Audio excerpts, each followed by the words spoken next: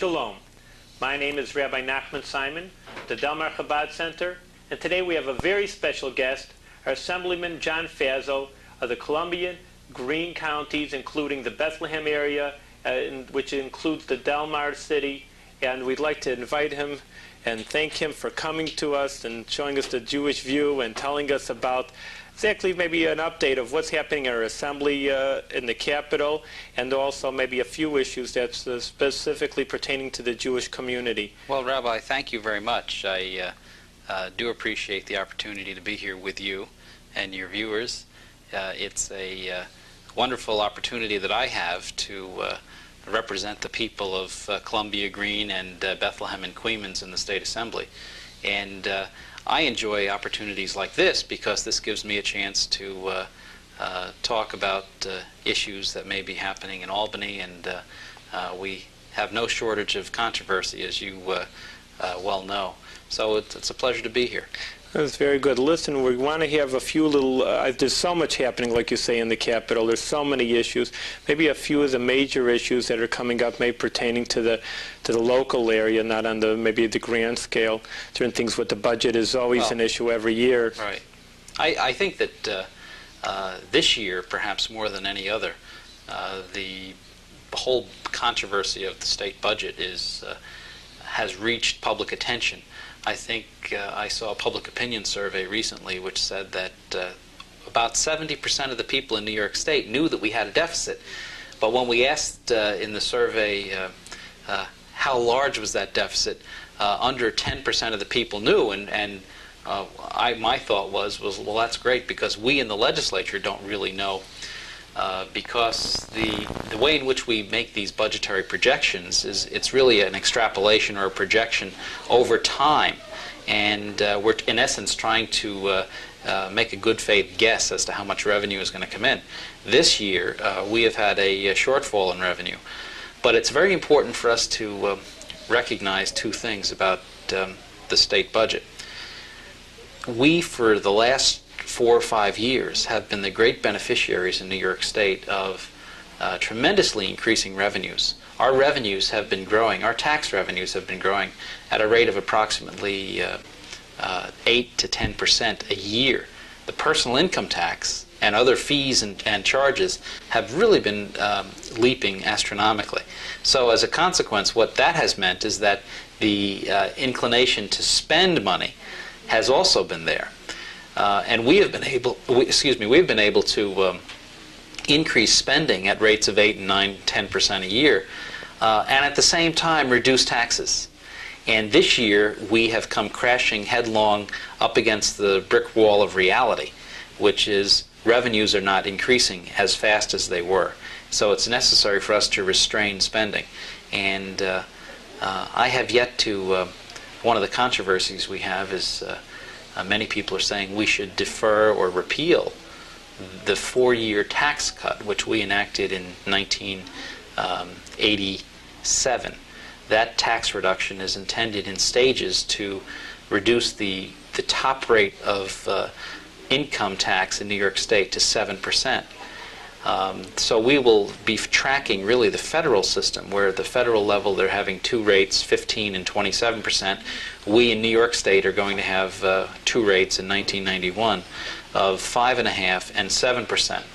So by 1991, we are going to be down to that 5.5% and 7%. I think it's important that we continue that downward trend in tax rates, and also if there's a downward trend, where's the revenue going to come from? Well, the revenue will come. The revenue will come because the economic activity has increased, and it keeps increasing over the last few years. And we expect that economic activity, though it will not grow as fast as it has, it will keep increasing. So, like the old story of killing the goose that lays the golden egg, oftentimes we have found that by having high rates of taxation in New York State, in some cases confiscatory rates of taxation, businesses and jobs have gone elsewhere. By bringing our tax rates down, we then become more like in the middle range of tax levels among industrial large states. So I think that's important, because I think if we keep the rates low or relatively low, that we will not stifle off that economic growth, which we've been trying so hard to maintain.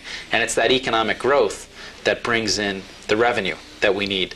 See, one of the things, Assemblyman Faso, that you're in the committees on is education. I personally think that education is one of the more major issues in the Assembly, because the state is important because of our youth, of our children, and we know that's where our future is, and therefore education is so important. And I think specifically in Bethlehem also, because that they have one of the most superior school systems, the people in Bethlehem feel that way also. Is there anything specific coming up in education? Or? Well, I think that you've really touched on a very important point. If we do not upgrade the quality of education, if we do not enhance the ability of our students to perform in an increasingly technological and modern world, we are going to have dire problems in the years ahead. I am very, very fearful that we may be falling even further behind some of our international competitors in this regard. I think that sometimes there's a tendency for those of us in government to careen from crisis to crisis, and in our efforts to find solutions to problems, we may actually be causing more problems than solutions. I think it's important for us to go back to basics, to have more local control, more local decision making. You know, we have a tremendous inclination in Albany to think, well, let's come up with some new grandiose scheme that will enhance education. If we just force feed it to everyone in the 700 school districts around the state and all the thousands of teachers and the thousands of students, that things will get better. Well, I think there is a need for standards. But I question the tendency of New York and the legislature and the education department to micromanage school districts. I think there are a lot of smart people on our school boards throughout the state. I know in the town of Bethlehem that there are a lot of smart people both on the school board and in the school administration. And I would prefer that we would give them state aid with fewer strings, to let them decide for themselves what is best for the students and the teachers and the entire educational community in our town. I think that if you talk to any school superintendent or high school principal or teacher, you will find that there's a tremendous degree of frustration with the amount of rules, regulations, and controls. My theory is that these people are professionals. In many cases, they're being paid very good money, and let's let them educate. Let's let them do what they should be doing. I tend to resist the notion that we can, through changes in Albany or direction from Albany, that we can have real impact at the local level. I think it's important for the regents and the education department and the legislature to set overall parameters, but leave a lot of leeway within the implementation of those parameters within the districts. So I think local control is important, and I think that's perhaps an aspect which is missing right now in the way in which we are governing our school districts throughout the state. It's important issues, education. Also, together with maybe the humanistic idea of a government, you're also the minority leader on the social services. Is that correct? Yeah. In the last session of the legislature, I was the ranking Republican on the Social Services Committee, and in this session of the legislature, I've been the minority leader has switched me to a different role as the ranking Republican on the Committee on Banks, which, given the difficulties of the savings and loans, the thrift industry in general throughout the nation, although not necessarily New York State, it has really been an important assignment to take on. And you've allowed me to lead right into a pet idea of mine. I think we're talking. Undoubtedly, there was corruption, and there was greed, and there were lax standards for review and accounting in the thrift institutions, particularly in Texas, I mean, and California. Some of the things that we have observed and read about that were being done, some of the loans that were being made on a very flimsy basis were really shocking. And I think that there's a good basis for criminal charges. But besides that, there's, I think, a more fundamental issue here. We need to assure the public that their savings are safe. And it's important that we retain confidence in our banks and our thrift institutions. One of the things that's always bothered me is the tremendously low savings rate in the United States. I think we only save about 3% of our national income as compared to in Europe, where typically the nations over in Europe saving 6 and 7% of the national income. I think that we have a fundamental problem because of that low savings rate. We don't have enough money that is being saved that can then be lent to others, and because the pool of savings is low, the cost of money tends to be somewhat higher. And I think that has an effect on interest rates. One of the things that I've been toying with, and I think is a logical idea, is the whole question of taxation on interest earned.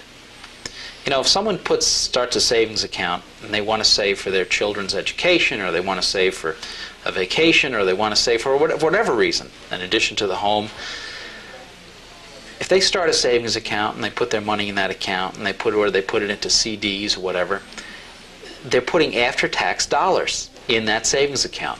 And yet when they earn interest on those dollars, they're taxed again. It seems to me fundamentally wrong and unfair that we're taxing that money twice.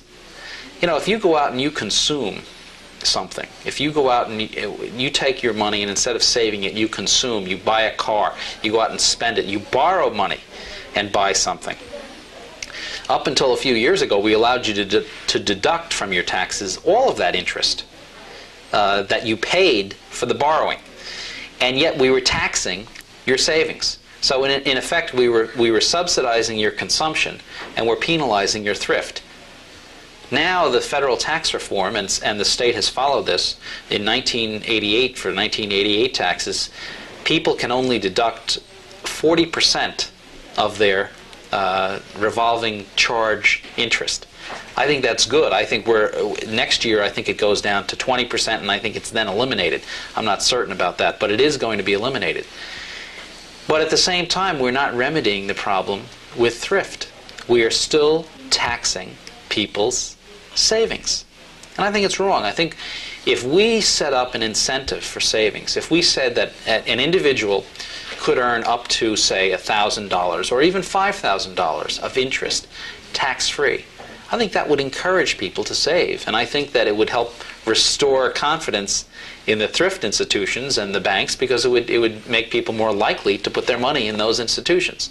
So I think that would be we're talking about, with this bailout of the savings and loans, spending $50 to $60 billion of the taxpayers' money. And some will say, well, if you give people a tax-free savings interest, that will cost the Treasury money. Well, surely it will mean some diminution of revenue, because you're not going to be taxing all of the interest earned. But at the same time, we're throwing $60 billion out after to plug the dike on bad loans and investments to try to save thrifts. So I think that we should re-examine this policy, and I'm introducing legislation in my capacity as ranking Republican on the Assembly Banks Committee, which would set up a New York State tax-free interest and allow people of all, I think this appeals to everyone, the affluent, the middle class, the poor, anyone who has some savings, anyone who wants to put some money away, that money shouldn't be taxed on that interest. So I think it's a good idea. The governor, incidentally, has proposed a variant of this plan. He's saying that if you talk about back to education again, and we know the cost of higher education.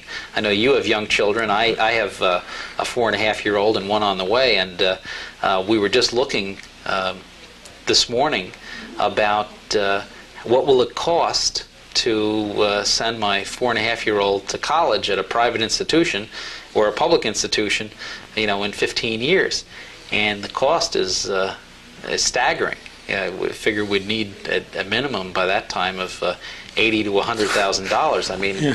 And if you don't start saving that now, it's going to be very difficult to put it together then. So we were saying we should really, instead of doing it half-heartedly like we're doing it now, really make a sacrifice and start putting money aside for that purpose. And the governor has proposed that if people buy certain education bonds, they would be tax-free, and that those bonds would be, if you use them for an education savings account, you would be able to not have to pay taxes on the interest you would earn on that bond. Well, I think that's a good idea, but I think we should go further. I really think we should allow people to save without the interest tax penalty for any purpose, not just education. Let people save for any purpose. I think it's a good idea, and I think it affects everyone, and I think it affects everyone beneficially. Something good. It's good to see that. See, you have an interest in the people. Sometimes people always feel, I know, the government, that they're thinking about the just higher issues, but to think about the common person who's got to pay, like you say, for college, or somebody who's worried about their own personal school systems, the down-home grassroots issues, that there is concern over there in the Capitol for that. You mentioned education to me. The most commonly asked question that I get from people is what happens to the lottery money? Yeah. Had you ever wonder about that? Yeah. Because so much money is coming in. Yeah. The people were led to believe when they adopted the lottery through constitutional amendment that the lottery would be the salvation to the problem of education funding, and the plain and simple fact is the lottery is one giant hoax in terms of raising money for education. Let me tell you what we do. The lottery raises approximately $300 million a year for education. It's put into some education trust fund account, which is then spent each year on education. However, we, the legislature, spend through the education formula an equal amount less. So it's like since the lottery brings in $300 million or $350 million, we then withdraw $350 million from what would have been spent in the education formula. The effect is no net new dollars are spent for education as a result of the lottery. All it is another revenue source. That is all. I mean, there's no other way you can explain it. And even if it were extra dollars, the state and local government, and the local school district property taxpayers are now spending about $17 billion a year for education. For the school systems. For the school systems. From the state, you have about $8 billion, and from the local property taxpayers, you have about $9 billion. And even if the lottery money were truly being dedicated to education, it would only be $300 million out of $17 billion. So it's a small portion of the overall pie, and that's why people constantly ask me this question. I get letters and calls from people, and they say, my school taxes have gone up too much, and whatever happened to that lottery money? And I'm very sorry to tell them and sad to say that the lottery really hasn't benefited education whatsoever in this state. It's like, you have $10 in your pocket, you put in 10 more, you've got 20, but out of the other pocket you take another 10, you still only have $10. So, I mean, that's the result of the lottery. It's interesting. Well, we have to know about the tricks. Maybe that they should have some kind of other mechanism to bring it into education, or you don't think that's going to be? Well, we've toyed with that idea, but it's still, in the end, it's still, what's to stop us, the legislature or the governor, from making allowances or making a presumption about, well, since they're getting the $300 million from that dedicated source out there, we won't have to give them as much new money this year. Yeah, it's hard to. It's like you're giving your child an allowance, and the child gets $2 a week, say, and then his uncle comes along and gives him $1. You say, well, gee, I don't want that kid to get $3 a week. I'll reduce his allowance by $1. So he only has $2. Well, the presumption that the legislature will invariably make, especially when revenues are tight, is that, well, they're getting money from this other source, so then we can limit somewhat our contribution from this source. Yes. Concerning maybe the Jewish community specifically, the New York State actually has the biggest Jewish community in the entire country, of course, including New York City, but even in our local area there's a sizable Jewish community. Mm-hmm. And there's always certain things that, and I think New York State is actually in the forefront of, well, we say it's you can't legislate, so to speak, religion. It's not allowed. It's not our constitution. We wouldn't want to have it any other way. But of course, there are things like the kosher laws that are pertaining to the Jewish community specifically. Yes, and in fact, we have a number of bills right now which I support, which deal with the labeling and processing of food which is labeled as kosher, and also requiring the processors or the packers to maintain records for up to 2 years, a minimum of 2 years, regarding the products which they have packaged and sold under the heading of kosher. So there is a strict regulation, and I think the Assemblyman Lasher from Brooklyn has been in the forefront of these bills, and I've been pleased to lend my support to him when he's brought these before the Assembly. Well, very good. Just to see that the Jewish laws are just getting actually the support by New York State is very good to see from different people around the area. Well, frankly, I find that many non-Jews look to that labeling for because they want to buy foods that are prepared in a kosher fashion, and it's an added benefit to consumers, frankly. So I think it's very useful, and it's one that we should be very careful that people know exactly, and that they can have confidence in that labeling.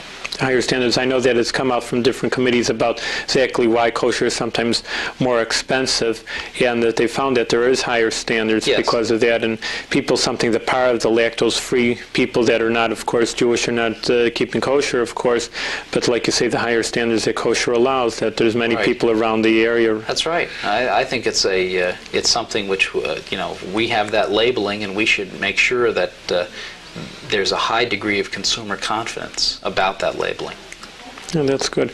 All right, so I see that the Assembly is working hard this year and during the Capitol. Is any other specific issues that you feel, like you say, you have some pet projects that you'd like to see being pushed through the Capitol, or something in the long run that maybe certain things could be helped out in specific areas or in general? Well, I think that one of the things that disturbs me is the condition of our roads and bridges.